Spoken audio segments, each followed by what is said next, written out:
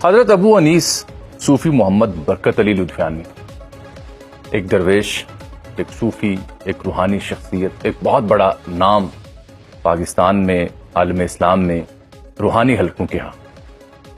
تعلیمات آپ سب کے سامنے، درویش شفتی سب کے سامنے۔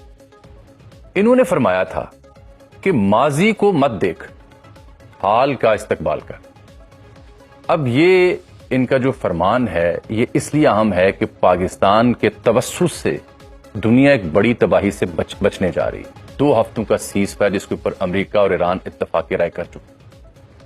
اسی موقع پر ہی صوفی صاحب نے یہ بھی فرمایا تھا کہ وہ وقت دور نہیں جب پاکستان کی ہاں اور نہ میں اقوام عالم کے فیصلے ہوا کریں۔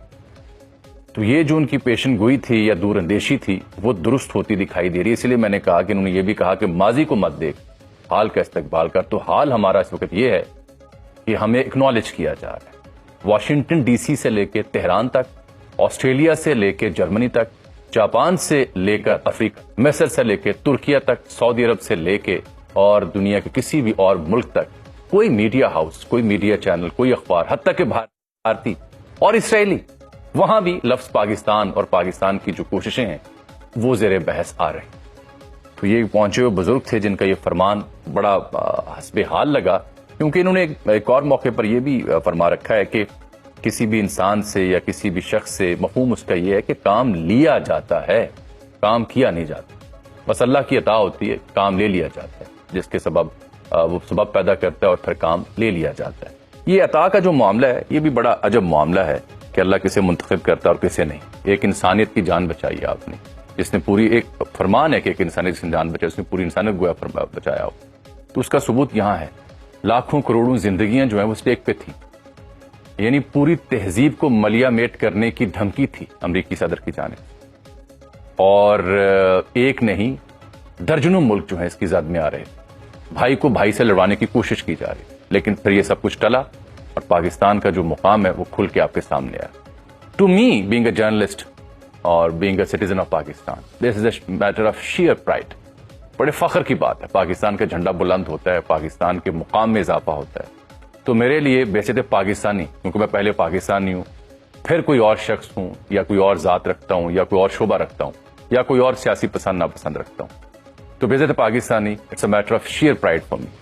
اور وہ پرائڈ ہم سب محسوس بھی کر رہے ہیں، بالخصوص جب دنیا اس کو اکنالج کر رہی ہے۔ اس صورتحال میں بھارت میں جو واویلا مچا ہے وہ لطف لینے سے تعلق رکھتا ہے۔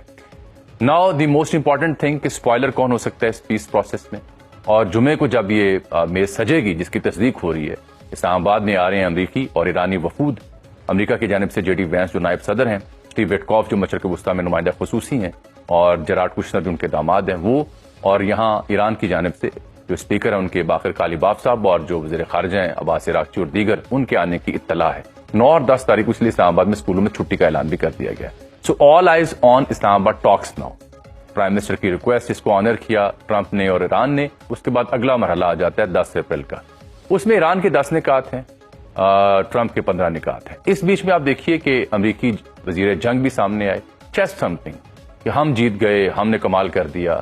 ایران بھی کہنے میں حق بجانب ہے، لیکن یہ بات بہرحال اسٹیبلشڈ ہے کہ کئی گنا بڑی طاقت کو ایران نے 39 سے 40 دنوں کے اندر مجبور کیا ہے اپنی ول سے، اپنے ریزالو سے اور اپنے استحکام، اپنے عزم سے کہ گفتگو کی میز پر آیا جائے اور جنگ بندی ہو، جس میں ڈیفینیٹلی سب سے بڑا کریڈٹ پاکستان کو، سعودی عرب کو، ترکیہ کو، چائنا کو اور مصر کو جاتا ہے۔ اسپوائلرز پہ جب ہم بات کریں گے تو آپ یہ دیکھیے گا کہ بھارتی وزیر خارجہ ان دنوں کہاں جا رہے ہیں۔ پھر آپ یہ دیکھیے گا کہ اسرائیل کی جانب سے کیا شیطانی عمل جاری ہے، لبنان میں جنگ بندی نہیں کی جا رہی، بار بار وہاں پہ حملے کیے جا رہے ہیں۔ تو ایسے ممالک، ایسے عناصر جو نہیں چاہیں گے کہ جنگ بندی ہو، جو چاہتے تھے کہ اس خطے میں 2 دوست ممالک آپس میں لڑیں، وہ سب سے بڑے اسپوائلرز ہیں۔ ادروائز جو پیس ٹیبل سجنا ہے اس میں بنیادی مفاہمت ہو چکی ہوتی ہے اور پھر فردر نیگوشیشن کی جاتی ہے۔